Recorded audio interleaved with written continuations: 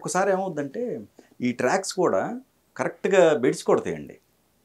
Correct link లేకపోతే సబ్జెక్ట్కి ఈ కథ మొత్తం ఆ ట్రాక్స్ మీద డిపెండ్ అయినప్పుడు ఒక పక్కన ఆ శ్రీలక్ష్మి మంచి ఆర్టిస్ట్ కాబట్టి అండి పరివర్త లక్షణం ఇది అని చెప్పిస్తూ ఉంటుందండి. కోటా శ్రీనివాసరావు అంతకన్నా గొప్ప ఆర్టిస్ట్ కాబట్టి అను ఊరుకోవా అంటుంటాడు అతను. అంటే ఏ ఆర్టిస్ట్ కా ఆర్టిస్ట్ అండి. ఈ పక్కన ఈ గుండె హనుమంతరావు గారికి ఇలా పక్క రాలేదని చెప్పేసి వెళ్తే చెప్పండి మైక్ ఇంకో ఫేస్ పెట్టండి అది చెప్పకూడదు మేము అంటాడు వీడు. ఏంటి అది దాన్ని ఏదో పేడ వ్యాపారం చేయొచ్చాడు కదా, ఎక్స్పోర్ట్ చేస్తే బాగా డబ్బులు వస్తాయట కదా. మరి చెప్పలేదట. ఇంకొకటి సార్, మీరు ఎంత కన్విన్సిబుల్గా చెప్పారంటే ప్రతి సీను ఆ డైలాగులు కూడా దివాకర్ బాబు గారు ఎక్కడ ఎంత బ్యాలెన్స్గా రాయాలో అంతవరకే రాసి మీరు చూపించడం కూడా అంతవరకే చూపించి ఆ మ్యూజిక్ బ్యాక్గ్రౌండ్ ఇంకొక 10 సంవత్సరాలు కాదు సార్, ఇంకొక 20 సంవత్సరాలు కాదు, 50 సంవత్సరాల తర్వాత ఆ సినిమా చూసినా ఆ నవ్వు వస్తుంది అంతే. అలా దాన్ని ఆ సీన్స్ అట్లా చేశారు మీరు. సో ఇక్కడ ట్రాక్స్ లో అండి అలీ గారిది ఎంత చాట ఎక్కడి నుంచి వచ్చింది సార్? ఈ చాట ఎక్కడి నుంచి వచ్చింది అసలు? ఆ చాటకి కూడా ఒక చిన్న కథ ఉందండి. అదేంటంటే నిజానికి చెప్పాలి అని అంటేనండి, ఈ చాటే నా యమలీల సినిమాలో అతను హీరోని చేసింది కూడానండి. ఈ చాటకే యమలీల సినిమాలో అతను హీరోగా చేయడానికి అంత కనెక్షన్ ఉంది. నా దగ్గరికి మొదట్లో ఆలీ వచ్చాడండి. వచ్చి కొంచెం ఏదైనా హెల్ప్ చేయండి, ఏదో పెళ్ళి ఇంట్లో ఏదో పెళ్ళి ఉంది అని ఏదో అడిగాడు. ఎంతో అక్కర్లేదండి, ఏదో ఎంతో కొంత మీకు రుణమో పనుమో అవ్వలేదు. ఏమయ్యా నీ దగ్గర ఏదైనా ఒక సంథింగ్ స్పెషల్ ఉందా అని అడిగితే ఇది చాట చెప్పాడు. నేను మలయాళం ఇలాంటిది ఏదో మొత్తం మీద మాట్లాడేస్తుంటానండి. అది మలయాళం కాదు కానీ అలా అనిపిస్తూ ఉంటుంది అంతే, అది ఒరిజినల్గా అసలు కథే కాదు నాకే తెలియదు ఇట్లా చెప్పాడు. అయితే బాగానే ఉంది, సరే నువ్వు ఏదో హెల్ప్ కావాలని అడిగావు కదా, అలా హెల్ప్ ఏం వద్దు, నువ్వు దానికి ఛార్జ్ కింద ఎంతో కొంత తీసుకో, పట్టుకెళ్ళు డబ్బులు అలాగని చెప్పేసి ఏదో కొద్దిగా డబ్బులు ఇచ్చారు, తీసేసుకోవాలి చెప్పేసి. పాపం చాలా బాగా చేశాడు అందరూ. ఎంత చేట అని చాలా బాగా ఎక్స్ట్రాడినరీగా చేశాడు. ఎప్పుడైతే అంత ఎక్స్ట్రాడినరీగా చేస్తే ఇన్ఫ్యాక్ట్ అండి అది ఒక రోజుని వాళ్ళిద్దరికి మధ్య ఇటు బ్రహ్మానందానికే ఇటు ఎందచేట అనేవి ఆలీకి కలిపి ఉన్నటువంటి ఒక సీన్లో కెమెరామ్యాన్ అండి ఫస్ట్ టైము అందులోంచి చూస్తూనండి ఈయన కళ్ళమ్మడి నీళ్ళు వచ్చేసి నవ్వితే బాగోదు అలాగని చెప్పేసి గబగబా బయటకు వచ్చాడండి, కెమెరా వదిలేశాడు. అది రన్ అవుతా ఉందండి, వీళ్ళు బట్టనీళ్ళు చేసుకుంటూ వెళ్ళిపోతున్నారు. తర్వాత మళ్ళీ అవి కళ్ళు తుడుచుకున్నట్టు డబ్బు అవ్వుకుంటూ మళ్ళీ వచ్చి మనం నవ్వితే బాగోదు కదా అలాగేనండి. అమ్మో ఎంత గ్రేట్ ఎక్స్పీరియన్సెస్ ఉన్నాయో ఆ సినిమా వెనకాలండి. రాజేంద్ర గజేంద్రుడు అనేది it's not a small film అండి. సో ఓకే, చాట అద్భుతం ఒక పక్కన పెడితే ఈ బుచ్చికి బుచ్చికి బాబు మోహన్ గారు మళ్ళీ బుచ్చికి బుచ్చికి అని అప్పుడు దివాకర్ బాబు గారు మంచి ఫుల్ స్వింగ్లో ఉండేవాడండి ఆయన. ఈ బుచ్చికి బుచ్చికి పదాలు కనిపెట్టింది కూడా ఆయనే. ఆయన డైలాగులు మామూలు డైలాగులు లేవులేండి దాంట్లో, అద్భుతంగా రాసేవాడండి. అందుకని నేను ఆయన్ని చాలా ముద్దుగా మా ఆత్రేయ గారి తర్వాత అంత చక్కగా అందంగా రాయగలిగినటువంటి వ్యక్తి ఈయన. అలాగనే ఆత్రేయకి బంధువు కూడా అండి ఈయన. అందుకని నేను ఇంకొక ఆత్రేయ అని పిలిచేవాడండి నేను. చాలాసార్లు ఆత్రేయ గారనే పిలిచేవాడిని కూడాను. ఆత్రేయ గారు అని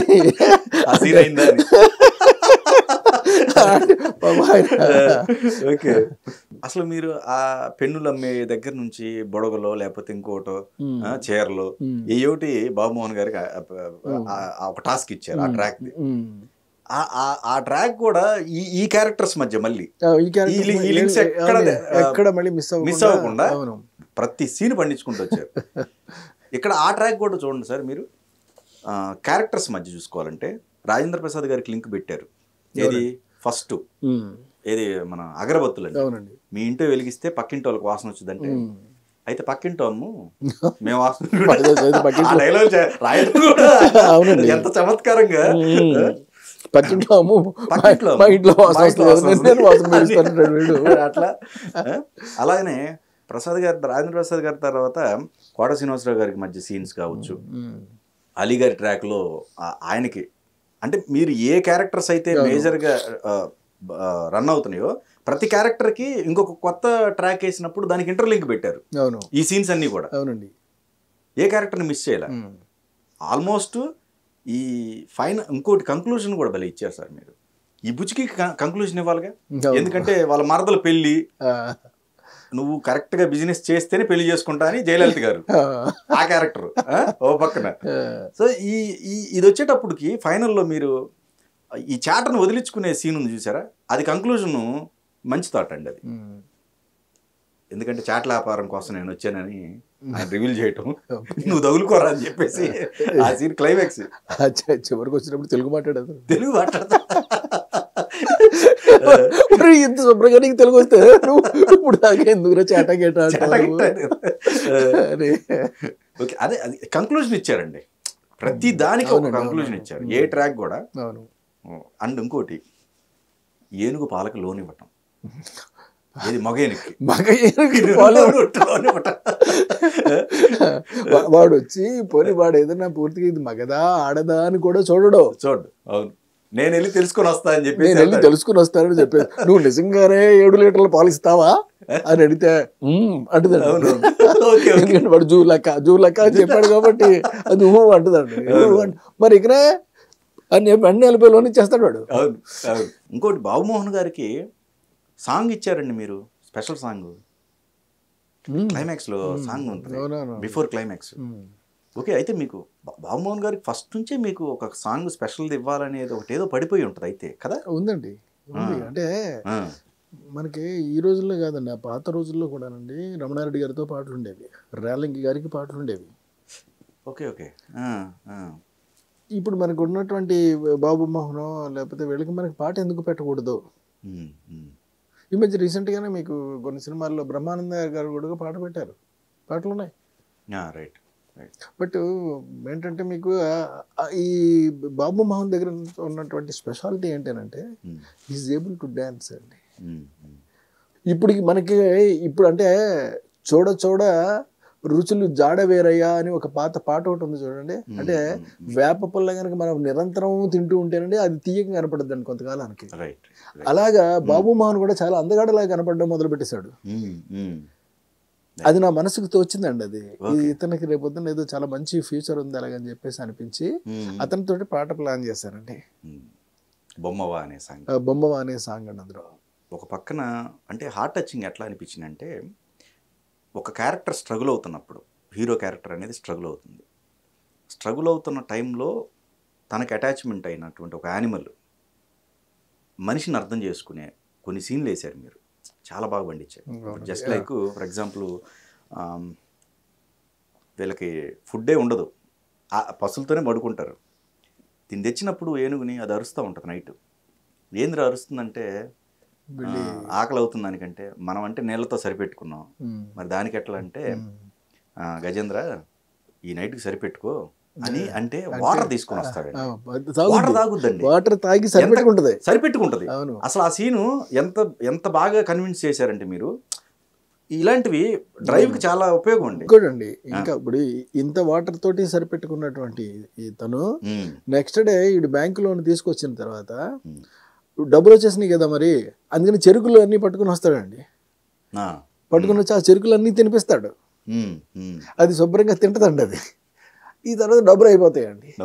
అయిపోయిన తర్వాత వీళ్ళు ఆకలికి తట్టుకోలేక గంజి ఆవిడ కింద ఒలగబోసేస్తూ ఉంటే, పూర్వం వార్చేవారు కదా, అలా వారుస్తూ ఉంటే అమ్మ దాన్ని ఎందుకు కింద ఒలగబోసేస్తారు, ఇందులో పోయండి. దేనికోసం అంటే వీడు అబద్ధం చెప్తాడు, బట్టలకి పెడతా ఉంటాడు, కొంచెం ఉప్పు కారం కూడా పెట్టాడు.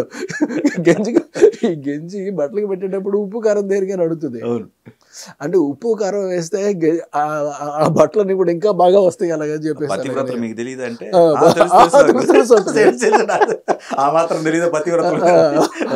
అని అనేసి సరే అని చెప్పేసి పట్టుకెళ్ళి పెడద్దండి. ఇప్పుడు బ్యాంక్ దగ్గరికి వెళ్ళినటువంటి బ్యాంక్ దగ్గర అడిగేది మగేనుగానే ఎప్పుడైతే తెలిసిపోయిందో అప్పుడు మీకు బయలుదేరి ఏనుగు ఇంటికి వచ్చేస్తాడు. అవును. వచ్చింది ఒక బకెట్ పట్టుకుని వస్తే ఏమో అందులో ఏం పట్టుకొచ్చిందో పట్టుకుని వచ్చి ఆ బకెట్ని ఇది గిన్నె మీద పారేస్తాడు. పారేసేటప్పటికి అది కింద ఒలిగిపోద్ది. ఒలిగిపోతే అప్పుడు దాకా రాజేంద్ర ప్రసాద్ అసలే ఆకలితో ఉన్నాడు, పైగా గిన్నె కింద పారేసింది. అలాగని చాలా కోపం వచ్చేస్తాయి. ఇంతలోకి బ్యాంక్ మేనేజర్ వస్తాడు. అది రాలేదు, నేనే వచ్చాను. అదే నువ్వు ఎందుకు వచ్చావు, నువ్వు ఎవడు రమ్మన్నాడు అలా అని చెప్పేసి అడుగుతాడు. అది రాలేదయ్యా, నేనే వచ్చాను. నా తప్పదే అని చెప్తాడు. చెప్పి ఇది చేసుకోని చెప్తాడు. దాన్ని రాజేంద్రుడు సఫర్ అవుతున్నప్పుడు గజేంద్రుడు సర్వీస్ చేయటం. అవును. గజేంద్రుడు సఫర్ అయినప్పుడు రాజేంద్రుడు సర్వీస్ చేయటం. ఈ 2 బ్లాక్స్ కూడా కరెక్ట్ గా కూడా డిజైన్ చేశారు. కరెక్ట్ గా డిజైన్ చేశారు. అది వెల్ డిజైన్డ్ అండి. వెల్ డిజైన్డ్ వెల్ డిజైన్డ్ కాబట్టి ప్రేక్షకులు ఇవాళకి కూడా ఆ సినిమాని అంత బాగా చూస్తున్నారు. ఈవెన్ పిల్లలు చూస్తున్నారు. ఇప్పుడు నాకంటే పెద్ద వయసు, కానీ చిన్నవాళ్ళు పిల్లలు ఉన్నారనుకోండి, 14 ఏళ్ళు, 12 ఏళ్ళు, 15 ఏళ్ళు, 20 ఏళ్ళు, వీళ్ళు ఇవి టీవీలో వస్తున్నప్పుడు లేకపోతే ఇంకో రకంగా వాటిని ఇందులో చూసో యూట్యూబ్లో చూసో మొత్తం మీద ఇది ఎంత బాగుంది అండి సినిమా అని ఎన్నిసార్లు ఎంతమంది నన్ను అభినందించారో ఆ విషయాల మీద.